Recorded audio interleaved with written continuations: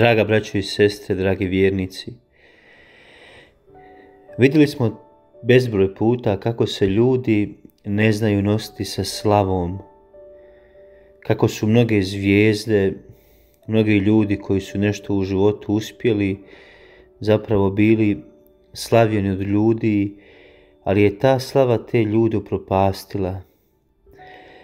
Jer čovjek nije stvoren za slavu, ni da bude slavljen. Čovjek može samo uživati u Božjoj slavi.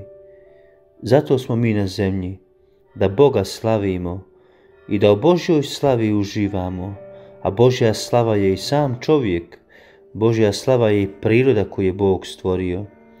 I zato nijedan se čovjek ne može nositi sa slavom, jer to nije prirodno. Slava nije dana čovjeku, nego Bogu.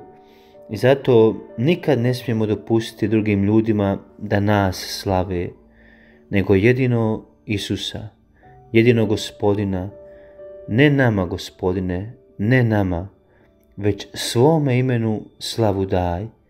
Evo, to se može posebno dogoditi u svećeničkom životu ili u duhovnom životu, kako ljudi sebi daju slavu, svi mi možemo sebi davati slavu, a ne Bogu.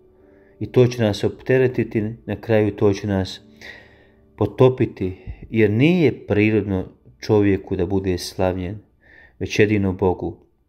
Evo, zato budimo svjesni toga.